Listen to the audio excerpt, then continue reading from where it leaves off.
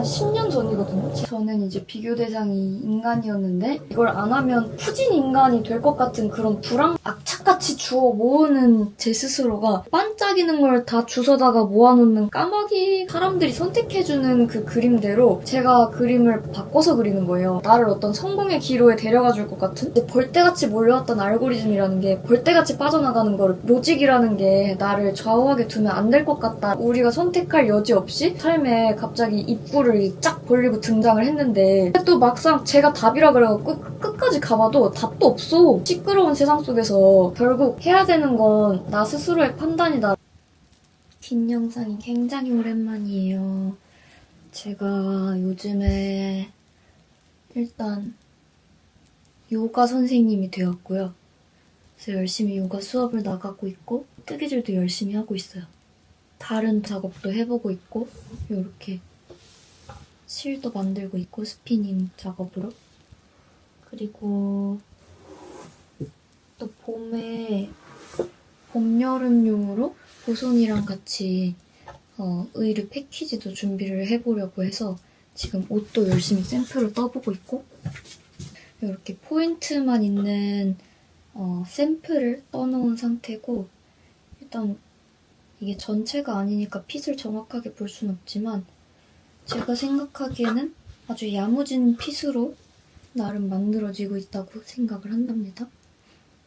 이렇게 세딘 슬립으로 돼가지고 늘림하면서 만드는 건데 이렇게 앞에 가슴 다트도 있어서 이게 여름 실치고는 좀 쫀쫀탄탄한 느낌이 나오는 그런 실이거든요. 그래가지고 어깨도 일부러 이렇게 보이려나?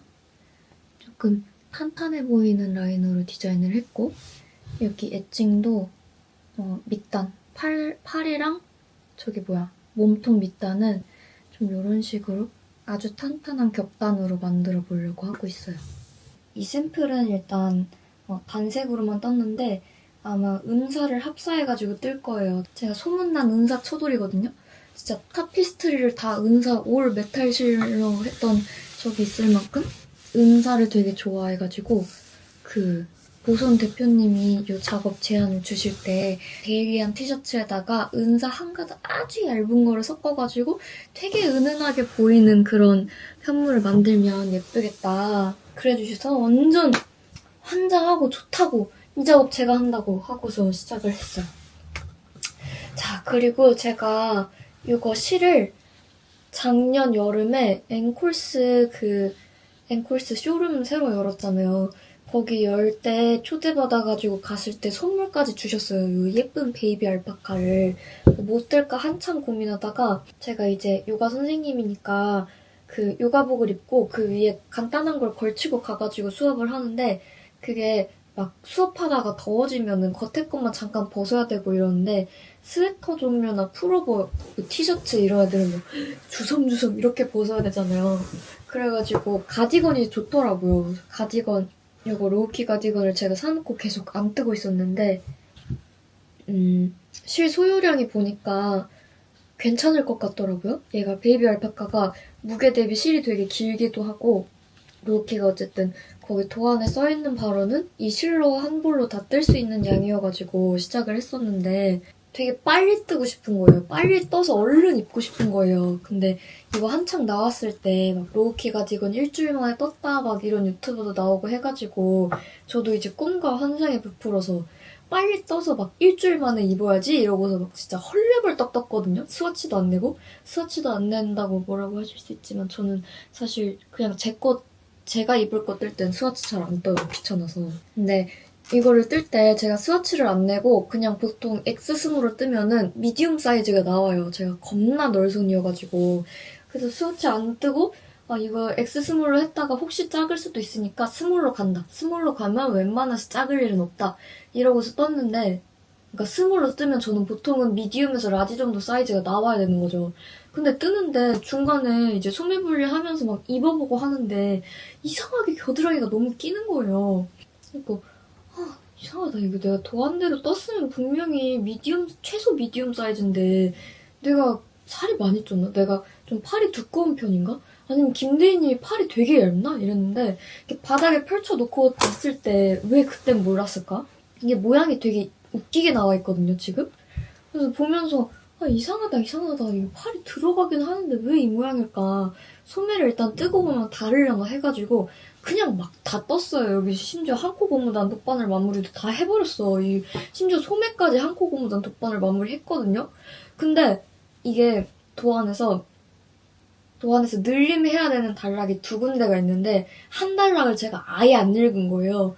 한 단락을 안 읽고 그냥 넘어간 거예요, 중간에. 그래서 여기 그냥 이렇게 일자로 뜨는 구간이 있다가 어떻게 늘리는 구간이 있고 그 다음에 또 다르게 늘리는 구간이 있고 이렇게가 있는데 이 앞 구간을 뺀 거예요. 그러니까 어쩐지 이게 옷이 정상적인 옷이면 도안이 그렇게 나올 리가 없는데 근데 그걸 왜 이제 알았을까? 그래가지고 지금 이만큼 다 떴는데 이거를 입을 때마다 제가 별로 안 좋아할 것 같은 거예요.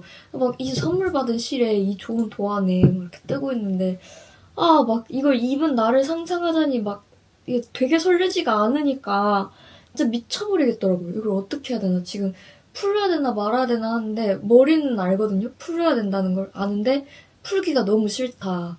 그래서 못 풀고 이렇게 붙들고 있어요. 근데 풀어야겠죠? 환장해.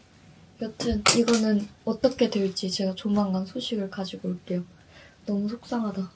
그 다음에 얘는 이번에 저희 스피닝이라고 실 만드는 그 모임 같은 게 있어요. 거기 모임에서 한 분이 여기 이렇게 콕콕 들어가 있는 요 트위드 같은 거 보이시나요? 네프? 이거를 한 분이 자기가 재료를 샀는데 잘못 배송이 왔는데 판매자가 그냥 가지라 그랬대요. 그래가지고 요거를 그 모임 하는 언니들이랑 싹 다 나눔해가지고 각자의 이 양모에다가 그걸 섞어서 각자 스피닝을 하는 거예요. 근데 이제 저만 화이트를 했고 이걸 블랙에 하신 분도 있는데 블랙에 해도 너무 고급스럽고 예쁘고 막 이제 오트밀 베이지 이런 색깔에다 하신 분도 있는데 그것도 진짜 예쁘거든요. 그래서 같은 실크를 가지고 다들 어떻게 다른 실을 만들어서 그걸 어떤 작품을 뜨냐 이런 거를 같이 해보고 있는 중인데 진짜 저는 스피닝을 되게 조금씩 해가지고 지금까지 최대로 많이 뽑아본 게 100g이거든요. 근데 이게 지금 한 200g 정도고 200g이 더 있어요. 저기 이 싱글을 말아야 될 게. 그러니까 옷을 만들 정도의 스피닝은 처음 하는 거죠. 그래서 엄청 기대가 됩니다. 예쁘게 나왔으면 좋겠어요. 이거를 일단 어제 다 뽑아가지고 떨려. 다 뽑아가지고 어디가 다 뽑아가지고 이렇게 실을 레스팅 한다고 해주거든요. 스테이크 레스팅 하듯이 실도 레스팅을 해야 되더라고요. 이렇게 레스팅을 해서 얘가 꼬임이 조금 정리가 되게? 라고 해야 되나? 꼬임이 조금 자리를 잡게 이렇게 잠깐 쉬게 뒀다가 이렇게 말아놓고 얘를 이제 타레로 만들어서 잠깐 내비뒀다가 타레가 너무 뚱뚱한데? 이게 타레가 감기려나?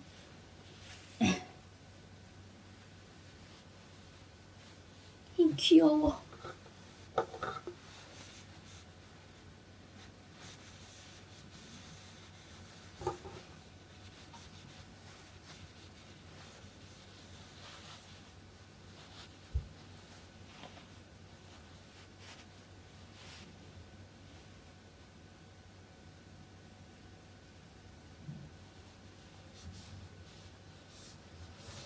이렇게. 너무 귀여워. 얘를 잘 이렇게 내비뒀다가 나머지 200g도 마저 말고 이거를 원래는 뿌띠니트에 아이비 가디건을 뜨려고 했거든요. 근데 그냥 내 디자인을 뜰까 고민 중이에요. 내 디자인 거를 얘는 지금 이렇게 풀오버로 만들 생각이었거든요. 이건 실이 면이어가지고 약간 간절기부터 초여름까지 입으려고 만드는 중인데 얘를 이제 가디건 버전으로 이걸로 뜰까? 괜찮지 않을까? 이거는 가슴선이 굉장히 예쁘거든요. 이 디테일을 살려가지고 얘로 떠볼까? 고민 중이에요. 아직 못 정했어요. 뭐 내 거를 뜨든 아이비 가디건을 뜨든 아주 예뻐질 것입니다. 이제 얘가 저 작업이거든요.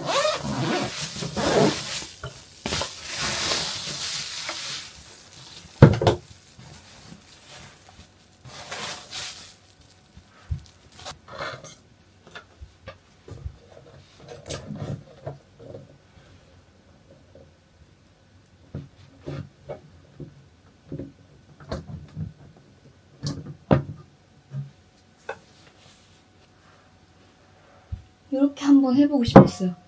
이거 이번에 선물 받은 건데 너무 귀엽잖아요. 이것도 선물 받은 테이프 글러스. 이렇게 해가지고 이게 원래 이렇게 껴놓는 그 다른 게 있거든요. 레이지 케이트라고. 근데 제가 재료를 구비해 놓는 걸 좀 귀찮아해요. 그래가지고 이걸 이번에 선물 받았는데 폼리빙 그 트레이인데 이렇게 하면서 실 도로록 풀리면은 사실상 레이지 케이트 아니야? 싶은 거예요. 몰라, 일단 해보려고요. 이렇게 놓고 이렇게. 로즈 가디건부터 해야 될 텐데 몰라. 이거 먼저 하려고요. 스피닝 먼저 하면서 수다 좀 떨고. 요즘 사실 현타 아닌 현타가 왔었거든요. 바빴던 것도 있긴 하지만 뭔가 전부터 저는 이제 항상 해왔던 생각인데 세상에 이렇게 잘난 사람들이 많은데 나 같은 게 껴서 뭘 한다고. 좀 저는 항상 이런 생각을 많이 했었거든요. 나는 뭐 이것도 아니고 저것도 아니고 되게 극단적으로 잘하는 사람들 있잖아요. 저는 그런 사람은 아니었다 보니까 내가 쟤만큼 뭘 어떻게 하는 것도 아니고 걔만큼 뭐가 대단한 것도 아닌데 나 같은 애가 뭘 할 수 있을까 막 이런 생각을 되게 많이 했다 그래야 되나? 저는 이제 비교 대상이 인간이었는데 요즘에는 AI가 막 너무 빠르게 치고 올라온다. 앞으로 뭐 인간이 할 수 있는 게 없다. 뭐부터 사라진다. 하도 이런 소리가 들리니까 내가 뭔가를 잘 하려고 애를 쓰고 막 갈고 닦고 해봤자 아무 소용이 없을 것 같은 그런 생각이 자꾸 드는 거예요. 근데 이 비슷한 생각을 제가 학교 다닐 때도 했었거든요. 그때도 이제 지금만큼 빠른 세상은 아니지만 막 그 전에 더 어렸을 때 더 낮은 학년 때는 이제 막 대학에 뭐고 막 이런 거를 적응하느라 막 정신 하나도 없고 뭔가 제 스스로 어떤 생각하는 거를 표현하기 위해 막 애쓴다 이런 느낌은 그렇게 잘 없었거든요. 그냥 닥친 거 하기 바빴다 이런 느낌? 근데 3학년 때는 그래도 조금 뭔가 여유가 생겼다고 해야 되나? 아니면 그때 이런 생각이 좀 너무 절박하게 들어서 그랬나 모르겠지만 이제 그때 했던 작업들이 좀 되게 솔직했어요. 근데 웃긴 게 이제 그게 한 10년 전이거든요. 제가 지금 이런 생각을 하고 이런 작업에 대한 고민을 하고 이러고 있는 이 시점이랑 제가 그런 내용의 작업을 했던 대학교 3학년 때랑 딱 정확히 10년인가? 정확히 10년 차이 나는 것 같아요. 근데 그 생각의 내용이 되게 비슷하거든요, 지금. 그래가지고, 되게 상황이랑 내 나이랑 어떤 되게 많은 것들이 바뀌었는데, 그런 생각이 비슷하다는 게 좀 웃기기도 하고, 희한하기도 하고, 그런 생각이 들어서, 오랜만에 그때 작업에 대한 그때 경험과 그때 생각과, 그리고 요즘 생각하는 거랑 겹치는 부분에 대해서 한번 얘기를 해보고 싶어가지고 오랜만에 이 주제를 가지고 왔습니다. 제가 이제 3학년 때 느낀 거는 저는 그 전까지는 제가 되게 쓸모있는 걸 좋아한다고 생각했거든요. 되게 쓸모있고 막 어떤 대중의 선택을 받고 현실적인 성공을 이루고 그런 게 제가 원하는 바라고 생각을 했었는데 3학년 때는 이제 제가 완전히 그 순수미술 작업 쪽에 좀 되게 집중을 했어요.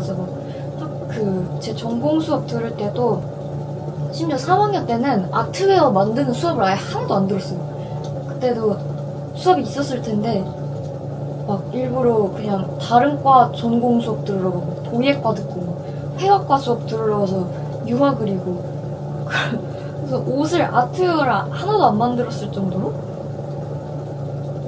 물론 그때도 이제 옷 만드는 실기 수업이 있긴 했어요. 그리고 개인적으로 뭐 저 여행 가거나 이럴 때도 그냥 개인적으로 옷을 간단하게 만들어 입고 하긴 했는데 그 전에 했던 것처럼 이제 아트웨어 작품을 만든다고 하는 그런 수업도 아예 안 들었고 그런 내용의 작업도 제 스스로도 하진 않았고 그냥 정말 입을 용도로만 만들었지.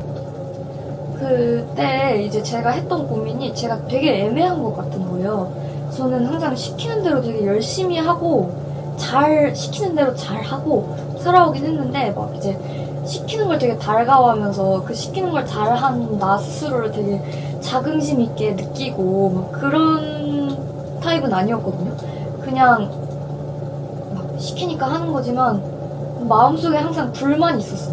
근데 또 마음속에 불만이 있다고 완전 막 내 마이웨이로 내 갈 길을 가는 그런 사람도 아니었어. 그냥 나는 어느 쪽으로 좀 방향을 틀어서 살아야 되나? 왜냐면 보통은 그 중간에 인간이 잘 없었거든요. 막 되게 와 쟤는 진짜 지 세상 산다 이런 애들? 아니면은 야 쟤는 진짜 모범생이다 이런 애들. 쟤는 진짜 다 A뿔인가 봐 막 이런 애들밖에 없다고 저는 생각을 했었어서 나는 어느 쪽인지 도저히 모르겠는 거예요. 어느 쪽도 마음에 안 들고 어느 쪽도 되기 싫고.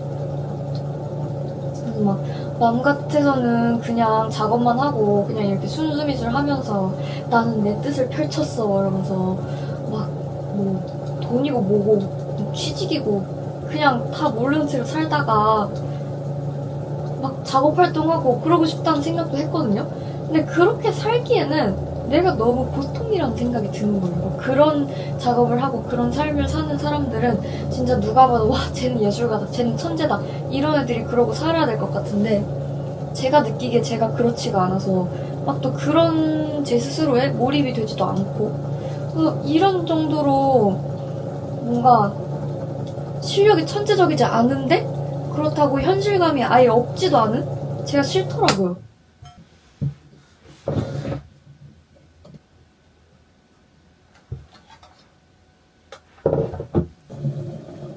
그래서 이때 했던 작업들이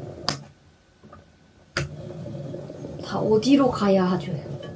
나는 어느 쪽으로 해야 되나?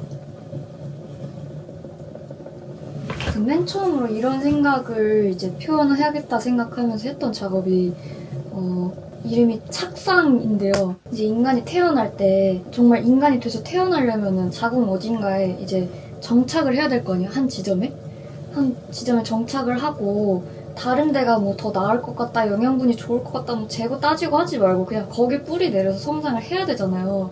근데 저는 이제 그게 안 되는 것 같은 거예요. 자꾸 막 아, 나 이거보다 저거 더 잘하는 거 아니야? 나 이걸로는 너무 부족한 거 아니야? 나 이건 너무 애매한 거 아니야? 딴 데가 더 나은 거 아니야? 이런 생각이 드니까 그래서 현실에 막 완전히 집중을 해가지고 딴 거 다 됐고 난 그냥 이걸 쇼부 보겠어 막 이런 생각도 아니고 막 그렇다고 완전히 이걸 다 내버리고 다른 데로 찔 용기도 없고 이 상태로 그냥 가다가는 그냥 애매하게 어디에도 안 달려있는 그냥 붕 떠있어서 막 착상도 아니고 어디 매달린 것도 아니고 안 된 것도 아닌 상태로 그냥 덩치만 커져버리는 거 아닌가? 막 이런 마음으로 했던 작업이 있었어요. 맨 처음에 이 아이디어를 가지고 습작으로 그 코일링이라는 기법을 가지고 했었거든요. 코일링을 하면서 이제 아이스크림 막대기에다가 실을 막 감아가지고 그러니까 먼저 아이스크림 막대기에 밑그림을 그려요. 그래서 그 밑그림에 어떻게 그려가지고 태아 초음파 사진 같은 거를 만들어 보겠다 이렇게 해서 아이디어 스케치를 해놓고 거기 위에 재봉사를 엄청 막 둘둘 감는데 이제 막 감는 것처럼 보이지만 나름 스케치를 따라서 감는 거죠. 이렇게 감아가지고 나머지 디테일들은 자수 놓듯이 해가지고 완성을 하고 그리고 그 다음에는 이제 입체 작품으로 만들었어요. 근데 섬유미술 시간에 만든 건데 막 이게 재료 같은 게 정해지지가 않거든요. 기법, 재료 이런 거를 정해줄 테니까 그거 안에서 해 이런 게 이제 3학년 때부터는 없어져요. 그냥 수업 이름이 섬유미술인데 알아서 하는 거예요. 알아서 자기가 원하는 섬유를 골라서 알아서 자기가 뭐 평면으로 할지 조형으로 할지 알아서 하는 건데 이제 그때 좀 되게 제가 그로테스크한 이미지를 좋아했었거든요. 그때 당시에.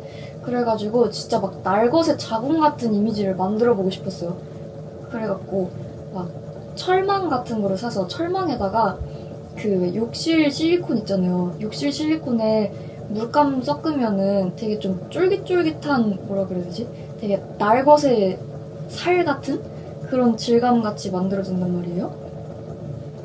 그래서 거기에다가 색깔을 막 이렇게 저렇게 조합해서 막 핏줄 이렇게 있는 자국 내벽같이 보이게 만든 다음에 걔를 이제 기둥 같은 거 4개를 놓고 약간 요런 식으로 이렇게 위아래 천장이 그 자국 내막 같은 것처럼 보이게 만들어지게 그렇게 한 다음에 위에 철망이랑 아래 철망이 이제 원래는 다 망이지만 얘를 실리콘으로 덮어놨잖아요. 그래서 그 실리콘 덮어놓은 사이를 반으로 뽁 누르면 철망 사이니까 이렇게 실이 꿰어지거든요. 그래가지고 실을 막 위아래로 막 꿰어놓고 그 꿰어놓은 실들 사이를 이렇게 자수를 놔가지고 그러니까 공중에서 직조하듯이 공중에서 자수를 놓듯이 그렇게 해가지고 이 징그럽게 생긴 자국 내막 같은 거에 가운데 어딘가에 둥 떠있는 그 태아의 형태를 이제 공중 자수라고 해야 되나? 공중 직조라고 해야 되나? 그런 걸로 만들어놨어요. 저는 그 작업을 하면서도 이 애매함에 되게 치를 떨었거든요. 제가 그로테스크한 걸 만든다고 해도 막 되게 징그럽게 만들진 또 않아요. 진짜 막 진짜 그로테스크한 것만 작업하는 사람들도 있잖아요. 막 뭐 실제로 주변에서 본 적은 없더라도 그런 이미지 아시잖아요. 막 까만 옷만 입고 다니고 막 이미지 리서치 해오라 그러면 진짜 막 그로테스크한 것만 어디서 야 이런 이미지 어디서 찾았냐 하는 것만 갖고 오는 그런 사람도 아니었어요. 저는 막 옷 입는 건 또 그냥 멀쩡한 대학생같이 입고 다녔고 그러니까 막 이런 생각을 하고 이런 작업을 하면서 또 멀쩡한 사람처럼 보이고 싶은 나는 얼마나 애매한 인간인가 막 그런 스스로에 되게 치를 떨면서 작업을 했었던 기억이 나고 또 이제 저희는 그 작업을 발표할 때 맨 끝에 항상 좀 질문을 받거든요. 이런 내용에 대해 저는 되게 솔직하게 작업했다 생각하고 솔직하게 발표를 했는데 맨 마지막에 제가 받은 그 질문에 대해서 좀 되게 충격받은 기억이 있어요. 그 질문이 뭐였냐면은 이거 질감이랑 이거 색감 어떻게 만든 거냐고 물어보는 거예요. 근데 제가 하고 싶었던 얘기는 나 이거 봐, 나 이렇게 막 독특한 질감 만들 수 있어. 이거 멋있지 않아? 막 이렇게 하려고 그 작업을 한 게 아니고 저는 이 날것의 이야기를 하고 싶어서 그 도구 어떤 그 눈에 보이는 그 질감과 색감과 그 형태를 사용한 건데 사람들은 이제 그거에 더 꽂히는 거죠. 내 이야기가 막 더 듣고 싶다. 그 이야기에 대해 자기의 공감하는 바 혹은 자기가 공감하지 않는 어떤 이유 이런 거를 알려주려고 하는 게 아니라 그냥 이 눈에 보이는 그게 흥미로우니까 그걸 어떻게 한 건지 알고 싶다가 이제 마지막 질문인 거예요. 그래서 막 그 전까지는 저는 솔직히 현대미술에서 왜 막 그런 희한한 짓들을 작가가 하는지 전혀 이해를 못했었거든요. 근데 그때 처음으로 약간 이런 느낌 때문인가? 라는 생각을 했어요. 이래서 작가들이 아름다운 처녀들 이랬는데 막 진짜 무슨 무섭게 생긴 거 그려놓고 막 그런 건가? 그런 생각이 드는 거예요. 왜냐면 자기가 생각하는 아름다움은 그냥 단순히 예쁘다가 아닌데 이제 예쁜 여자를 그려놓고 아름다움을 표현했다 하면은 막 너 이렇게 아름다운 모델을 어디서 찾았니? 너 이렇게 예쁜 옷의 질감을 어떻게 표현했니? 이런 걸 물어봤을 테니까 이제 그런 거에 질린 어떤 작가가 새로운 표현을 해내기 위해 그런 별 희한한 짓거리를 하기 시작하면서 이런 어려운 미술이 만들어진 걸까? 그런 생각을 처음 해봤답니다. 근데 이제 그때 제가 진짜로 막 이런 파격적인 작가가 될 사람이었으면은 그 상황에서 난 어떤 방향으로 가고 어떤 작업을 해야 되겠다라는 생각을 더 깊게 했겠지만 또 저는 그런 완전 작가 인간은 아니었잖아요. 그래가지고 그래서 작가들이 이런 짓들을 했겠구나 하는 생각만 하고 또 그냥 넘어갔던 것 같아요. 그 다음에 이제 비슷한 주제로 작업했던 게 또 섬유미술이었던 것 같은데? 또 섬유미술로 이번엔 좀 큰 작업을 했어요. 대따 큰 이제 1인용 우주선 같은 조형 물체를 만드는 거예요. 그 작업을 할 때 이제 코멘트가 뭐야 오늘 작업 쉽지 않네? 왜 이렇게 엉키지?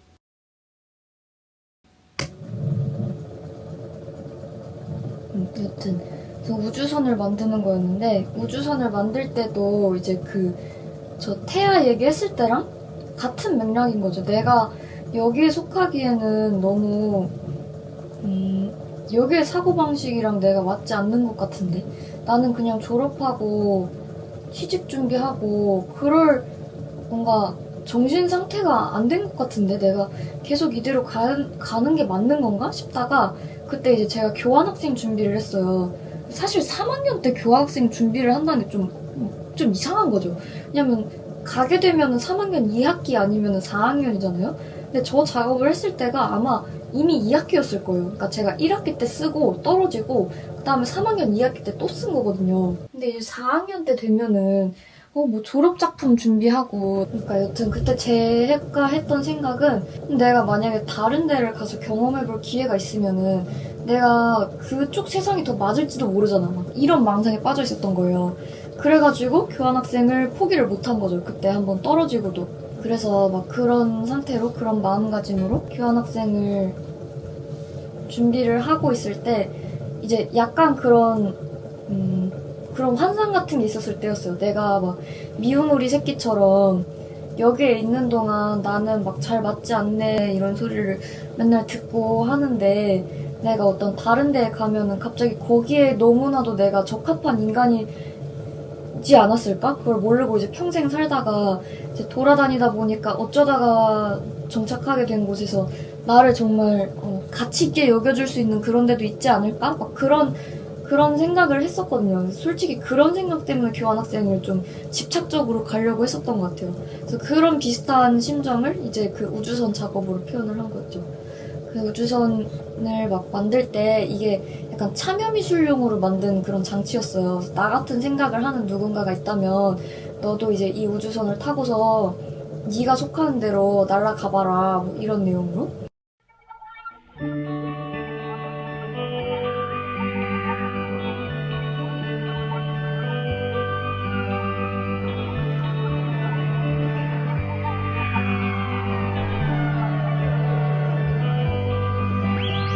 We met one day where I thought I was an alien.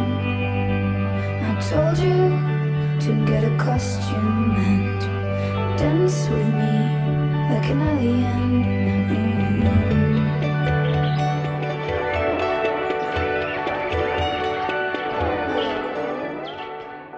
저는 이거 만들면서도 되게 재밌었거든요. 또 제가 큰 작업을 또 좋아했어요. 진짜 제가 들어갈 사이즈니까 제 덩치보다 큰 거잖아요.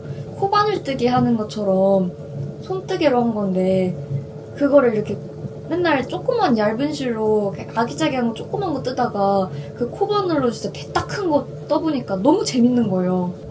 숭덩숭덩 떠진다는 게 이런 느낌이에요. 역대급 숭덩숭덩이죠. 이만큼 숭덩숭덩 떠본 사람이 또 있었을까? 완전 막 그 단열재 그 보온 은박지 같은 거 있잖아요. 그걸 엄청 굵게 잘라가지고 걔를 아예 팔뚝으로 떴어요. 그래서 뜨는 내내 진짜 재밌고 행복했고 그걸 만들고 났을 때 이제 과실에 놔뒀을 때 이제 야작하던 친구들이 야작할 때 새벽에 춥거든요. 그러고 보일러가 막 몇 시간에 한 번씩 꺼지고 막 이래요. 근데 얘네가 작업할 때 막 그 과실 문이 몇 시에 잠기고 막 이런 게 있었어요. 잘 기억이 안 나는데 몇 시였는지. 여튼 그렇게 잠기는 게 있어가지고 이제 과실에 갇혀있는 상태로 새벽까지 보내야 되는 그런 아이들이 이제 작업은 다 했어. 그러고 조금 자야 돼. 근데 막 집에 가지는 못해. 그래가지고 거기 과실에 남아있는데 추워. 2시간마다 계속 히터를 틀어야 되는데 이제 자야 되는데 2시간마다 계속 히터를 틀기가 너무 불편하잖아요. 그래가지고 처음에는 이제 계속 2시간에 한 번씩 히터를 틀고 있다가 그 제가 해놓은 작업 안에 들어가서 컵라면 하나 까먹고 잔 거예요. 근데 그게 너무 포근하고 좋았대요. 그래가지고 내가 이렇게 막 조그맣고 조잡하게 쉘터랍시고 만들어 놓은 게 누군가가 진짜 실생활에서 물론 정말 실생활을 하기는 좀 그렇지만 어쨌든 이거를 누군가가 실제로 사용을 했다는 게 전 되게 기뻤어요. 그래서 참여미술 진짜 재밌는 작업이구나 이런 생각했었는데 그거를 그냥 학교 다닐 때 3학년 때만 조금 해봤다는 게 지금 생각해도 약간 아쉽긴 하네요. 참여미술이라는 거 진짜 재밌게 했는데. 그리고 그 참여미술을 할 때 조금 아쉬웠던 게 사람들이 되게 참여를 안 해요. 사람들이 막 참여하세요 이러는데 막 되게 막 이러고 가요. 그래가지고 그냥 막 들어와서 잠도 자고 셀카도 찍고 가고 그럼 좋은데 막 이런 생각도 했어. 또 그 작업을 할 때 제가 기숙사 살고 있었거든요. 그래서 기숙사 사는데 막 되게 제 공간이 잘 없잖아요. 집에도 저는 이제 그때까지만 해도 아마 그때가 분리를 했을 땐가 모르겠는데 제가 그 대학교 몇 학년 때 대학교 중반 때까지 제 방이 없었어요. 그러니까 제 방은 있는데 제 방이 침대방인데 언니랑 같이 쓰는 방이어가지고 그러니까 완전한 나만의 공간이 없었거든요. 그러고 나서 이제 자취를 할 때도 저는 항상 누군가랑 친구랑 같이 자취를 하거나 기숙사에 살 때도 룸메가 있었고 그래가지고 이제 완전히 나만 쓸 수 있는 공간이라는 게 제 현실 세계에서는 없었거든요. 근데 그 작업을 함으로써 그 우주선이라는 나만의 공간이 생겼다는 게 저는 되게 행복했어요. 막 딱히 진짜 제가 무슨 집을 갖게 되고 나만의 아지트를 갖게 된 건 아니었지만 그냥 그 심리적 안정감이랄까요? 그런 게 약간 생겼었거든요. 근데 이게 다 같이 쓰는 과실이다 보니까 그 작업을 오랫동안 방치할 수가 없어요. 특히 제 거가 작업이 엄청나게 크다 그랬잖아요. 근데 그거를 이제 기말 발표까지 다 끝나고 나서 기말 전까지도 막 계속 막 다 쫓아다니면서 기사님이 구박했어요.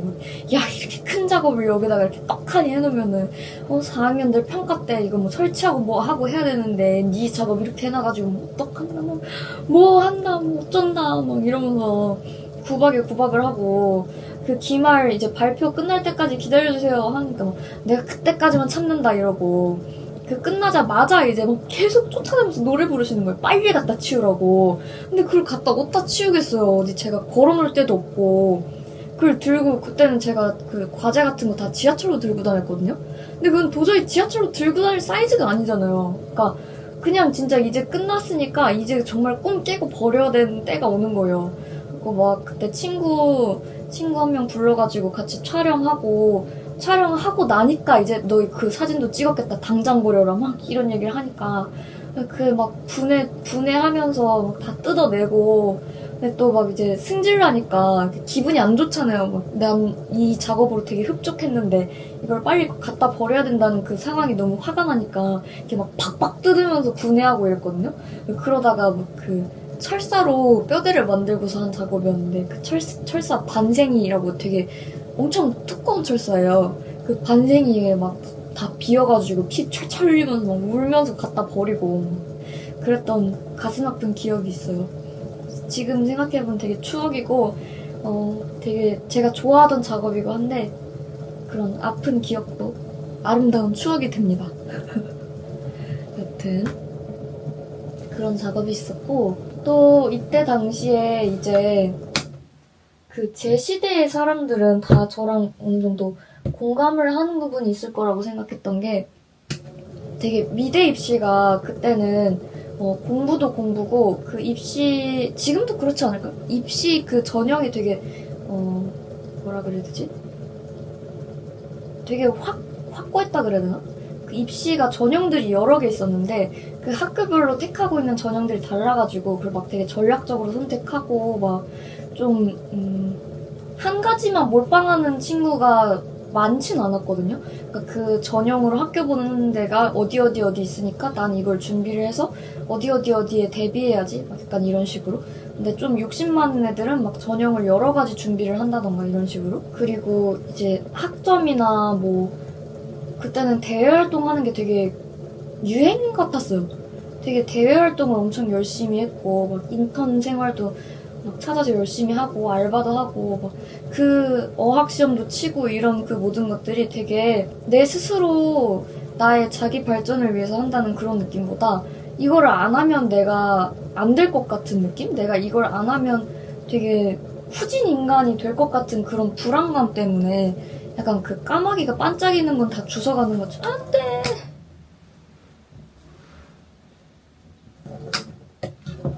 여튼 그런 막 자격증 뭐 그 성적 경력 이런 거를 되게 막 악착같이 주워 모으는 제 스스로가 되게 반짝이는 걸 다 주워다가 모아놓는 까마귀 같은 그런 생각이 들었어요.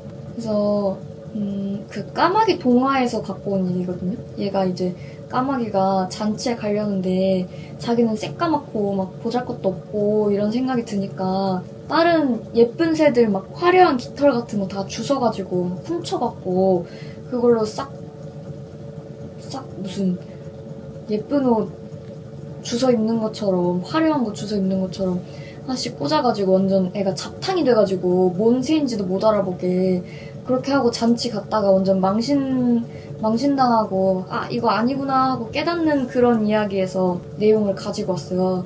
그때 이제 제가 막 교환학생 준비하던 그런 시절에 저 스스로를 저는 약간 역마라고 생각했거든요, 그때는. 아, 내가 역마가 있어가지고 이렇게 어딜 가서 직접 보고 당해보고 그래야지 정신 차리는 인간이라서 그러면은 그 철새를 주인공으로 하자. 그래가지고 청둥오리가 이제 주인공인데 그런 청둥오리라서 이제 한 곳에서 진드감치 성과를 보는 애가 아닌데도 그 한 군데서 이제 진드감치 성과를 보는 그런 애들을 보면 막 부러운 거예요. 그래가지고 그런 다른 예쁜 새들 깃털을 주워가지고 자기가 청둥오리인 게 다 보이지도 않을 정도로 감춰버려버린 그런 어떤 가상의 주인공이 이야기를 한다고 만든 내용이었거든요. 그래서 캔버스 밑판에 먼저 청둥오리가 있어요. 청둥오리 그림을 이제 그 프린트를 해가지고 걔를 걸어놓고 이렇게 자수랑 프린트랑 해가지고 밑에는 청둥오리 본체가 있는데 그 위에 이렇게 깃털이 다 꼽혀 있는 거예요. 제가 종이로 이제 찍어내가지고 깃털처럼 보이는 것들을 막 여러 개를 만들어서 그 청둥오리 그림이 있는 그 천 위에 깃털로 선물 포장한 것처럼 이렇게 이미지를 만들어 놓고 이제 얘도 참여 미술이었어요. 그래가지고 그 관객들이 이제 지나다니면서 보다가 마음에 드는 깃털을 뽑아 가시라. 그래서 마음에 드는 깃털을 뽑아 가고 나면은 밑에 청둥오리가 드러나는 이런 작품이었거든요.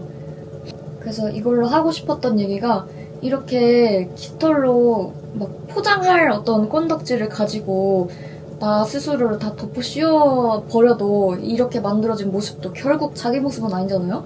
그러니까 이런 거칠 애들을 이제 나는 놓아줘야 되겠다. 그리고 이 얘기를 듣고 이 작품을 구경하고 있는 사람들도 본인 스스로 본인스러움을 내다버린 적이 있지 않은지 그걸 생각해봤으면 좋겠다. 이거 여기 중에서 마음에 드는 깃털을 가지고 가면서 아 그래 이 점은 나스러운 점이었지만 저 점은 내 거가 아니었지? 이런 시간을 가져봤으면 좋겠다. 이런 내용이었어요. 그래서 깃털을 다 갖고 가면은 오리가 남는 그런 작품이었는데 안타깝게도 깃털이 소진되지 않더라고요. 깃털이 소진되지 않고 진짜 웃겼던 게 이거 작품을 전시할 때 제가 이 바늘 꼽는 그거 있잖아요. 바늘꽂이? 바늘꽂이 그 쿠션 같은 거? 바늘 쿠션을 거기 옆에 달아놓고 시침핀으로 그 캔버스에 그 깃털들을 다 달아놨었는데 깃털들은 안 가지고 가고 바늘꽂이에 있던 시침핀만 없어졌어요. 그러니까 사람들이 다 작업하다가 시침핀이 진짜 다 없어지거든요?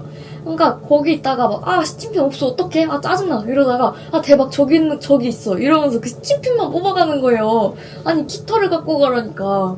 근데 또 그것도 이제 걸어놓고 있으면 막 또 방해된다 뭐 한다 이래가지고 그게 다 소진될 때까지 붙여놓지도 못했고 이제 사람들 얼굴 나오면 싫어하니까 처음에 그 갖고 가게 할 때 타임랩스를 찍어가지고 이걸 싹 갖고 갔을 때 청둥오리가 드러나는 그 장면을 타임랩스를 찍고 싶었는데 그렇게가 잘 안 담겼죠. 그게 좀 아쉬웠어요. 그게 참여미술이라는 게 참여가 실제로 잘 일어나긴 어렵구나.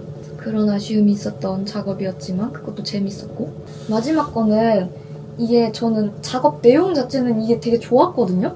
근데 이게 사진이 없어요. 왜냐하면은 이게 의도를 열심히 했는데 이 작품 그 완성작이 너무 이제 믿을 수 없이 그 행색이 구려가지고 어디 보여줄 만한 사진을 못 찍었어요. 그래서 사진을 지금 제가 한참을 뒤지고 막 외장하드랑 엔드라이브랑 다 뒤졌는데 이 아예 사진이 없더라고요.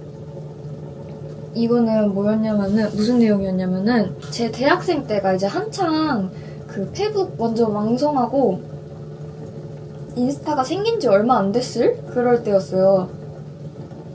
그래서 막 페북 스타 등장해가지고 막 페북 스타가 TV에도 나오고 막 인스타도 이제 인스타 스타 막 이런 말이 생기고 이럴 때였거든요. 근데 그때 되게 소문 같은 것도 SNS로 엄청 빨리 퍼지기도 하고 막 헛소문도 많이 나오고 가짜뉴스 같은 것도 많이 나오고 막 그랬던 때였어요. 근데 그때 이제 알고리즘에 약간 내가 영향을 받는다? 이런 느낌을 처음 받았을 시기였는데 제가 인스타로 그림 그려서 올리는 걸 되게 열심히 했었거든요. 그 인스타에 그림을 엄청 열심히 올리고 막 계정 관리하고 막 이랬는데 그때 그 알고리즘이라 그래야 되나? 사람들이 선택해주는 그 그림대로 제가 그림을 바꿔서 그리는 거예요. 그러니까 맨 처음에는 저는 원래 되게 그림을 좀 야수같이 그리는 걸 좋아하거든요. 막 되게 막 진짜 정신 사납게 그리는 걸 좋아했는데 그 인스타에서 반응이 좋은 그림들이 되게 색깔 예쁘고 막 곱고 선 차분하게 쓰고 막 이런 것들이 되게 인기가 많았어요. 제가 그래서 올린 것 중에. 그래가지고 이게 점점 제가 하는 작업들이 막 완전 양극단으로 가는 거예요. 학교에서 하는 작업들은 막 테만 만들어서 막 자국 내벽을 질감을 표현하고 막 이러고 있는데 인스타에는 막 진짜 꿈나라에 펼쳐질 것 같은 그런 장면만 그려놓고 막 이러니까 그 되게 고민이 많이 되더라고요. 이럴 때. 그 좋아요 몇십 개가 사실 뭐하고 되겠어요. 근데 이제 그 알고리즘이 선택하는 그림들이라는 게 나를 어떤 성공의 기로에 데려가 줄 것 같은 나름 그런 착각이라 그래야 되나? 그런 게 막 생겨버리니까 이제 이쪽에서 원하는 게 정답일 것 같은 생각이 막 들기 시작하는 거죠. 그때 당시 이제 페이스북에도 페이스북 페이지 막 이런 기능이 처음 생기면서 페이스북 영 아티스트 막 이런 계정이 생겼었거든요. 그 계정에서 막 그림을 또 제가 핸드폰으로 그때 그림 열심히 그렸었는데 핸드폰으로 그린 그림이 갑자기 막 좋아요가 100개 이상 찍히고 막 이러는 거예요. 저는 그때 이제 입시하고 막 뭐 학교 들어오고 했을 때 뭐 성적을 받고 학교로 들어오긴 했어도 그렇게 100명 이상 되는 사람들이 제 그림을 좋다고 평가해주는 적을 저는 실제로 본 적이 한 번도 없거든요. 그런 주목을 나름의 뭐 허상일지 모를 그런 주목을 받는 게 막 너무 기분이 좋은 거예요. 이게 앞으로 내가 가야 될 그 어떤 방향인 것 같고 이런 디지털 세상, 이런 SNS가 만연한 세상에서의 아티스트는 이런 길을 가야 되는 게 맞는 거 아닐까? 이렇게 사람들이 좋아해주는 그림을 그려서 좋은 평가를 계속 받는 게 내 성장 아닐까?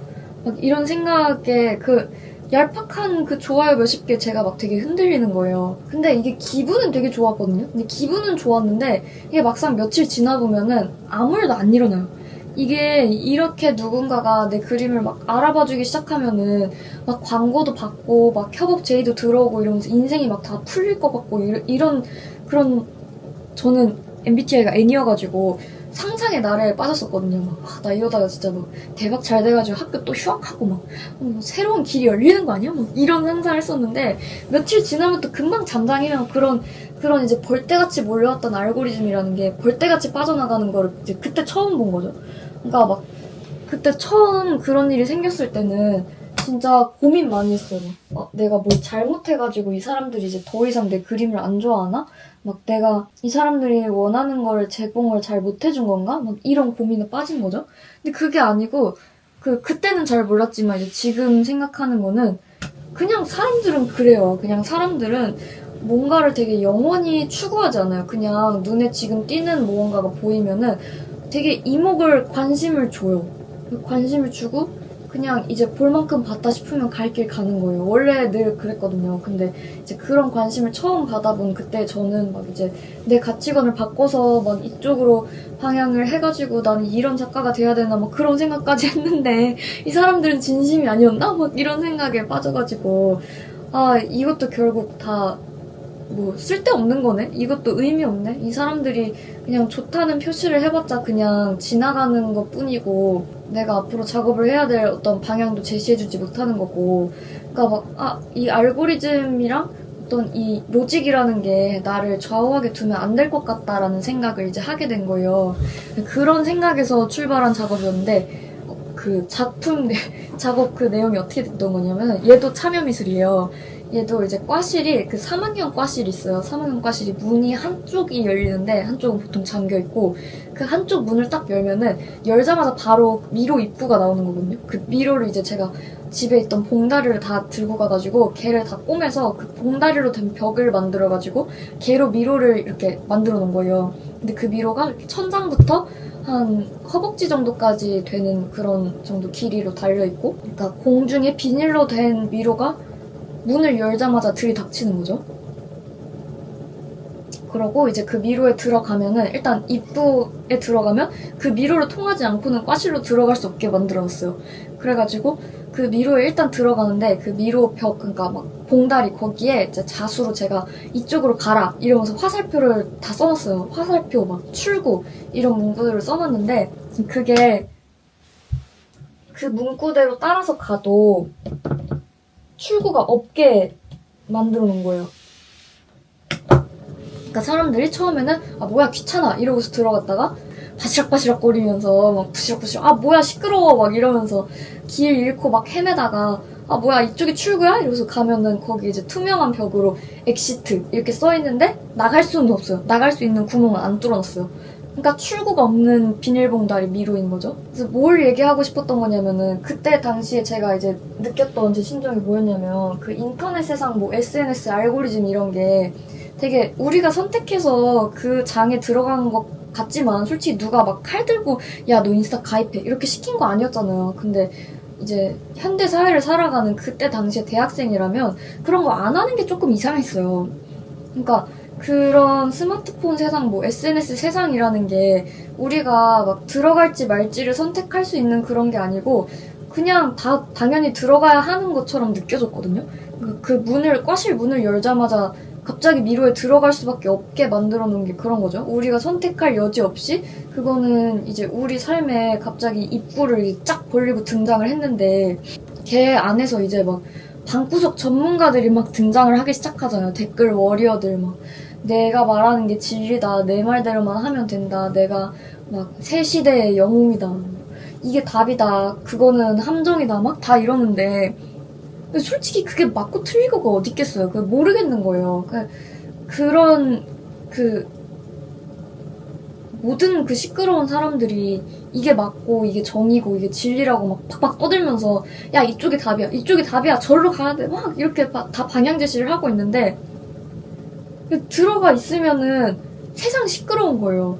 근데 또 막상 제가 답이라 그래갖고 끝까지 가봐도 답도 없어. 그냥 뭐 자기네들끼리 그냥 함정 같은 거예요. 그 모든 게 얘네가 좋아요를 받고 얘네가 관심을 받고 자기네들만 돈을 벌고 하는 그런 어떤 노름에 내가 놀아난 것 같은 느낌? 그래서 도대체 뭐가 답인가에 대한 나만의 생각을 할 수가 없었다는 그런 생각이 들었어요.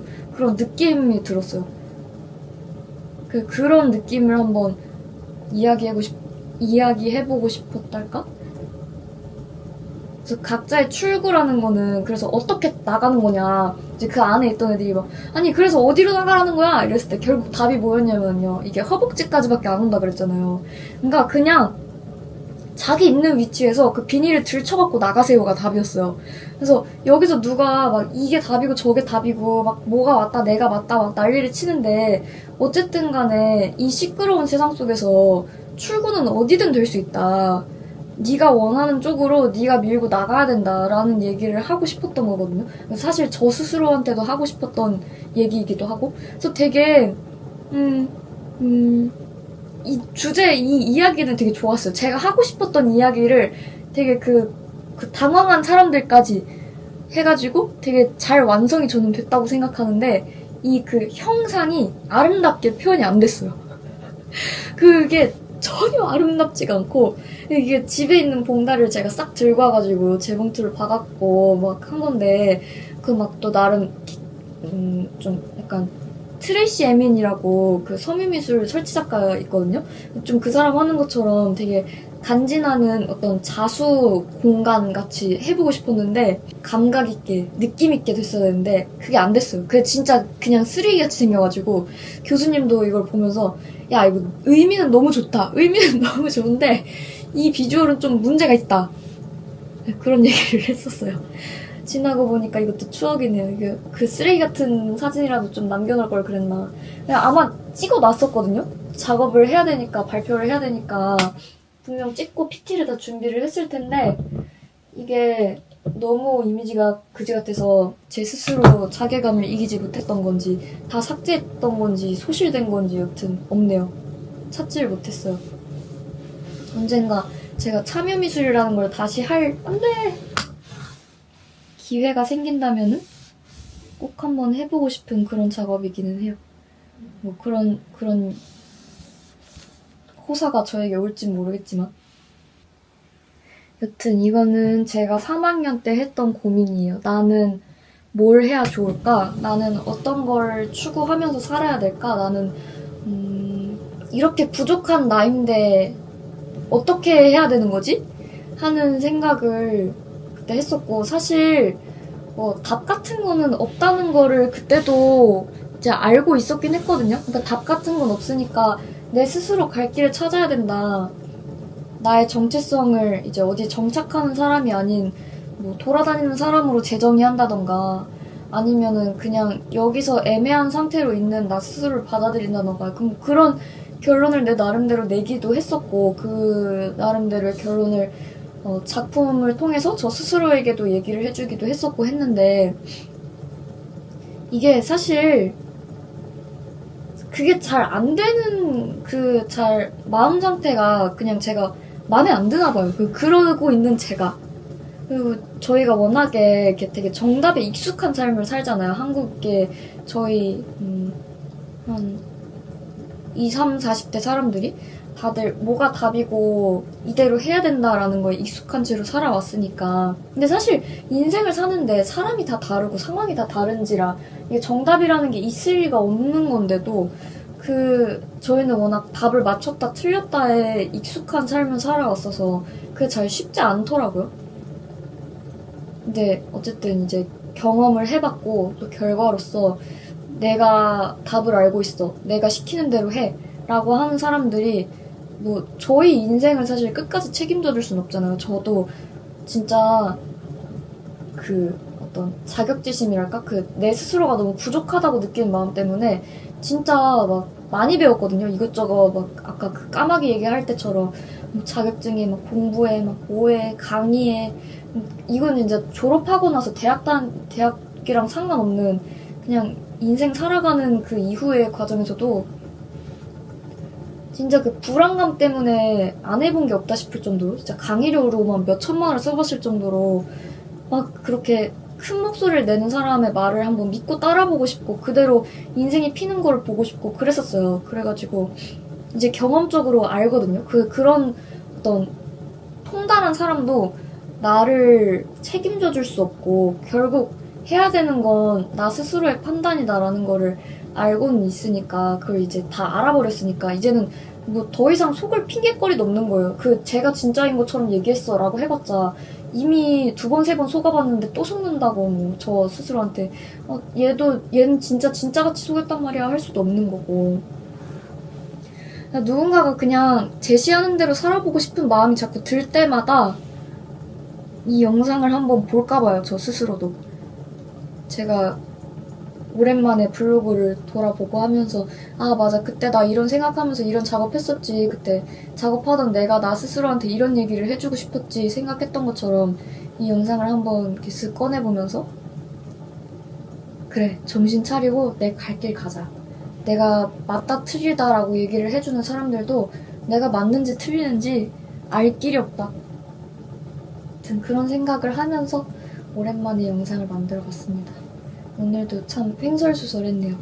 매번 이렇게 횡설수설하는 이야기를 들어주시는 누군가가 있는 게 전 진심으로 너무너무 감사하고, 마음이 내키는 분이 있으신다면은 여러분의 고민이나 요즘 걷고 계신 길은 어떤지, 어떤 마음의 소리를 듣고 계신지 그런 것도 알려주고 가셨으면 좋겠어요.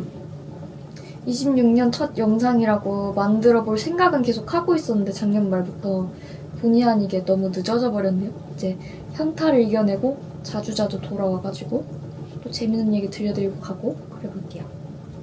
안녕.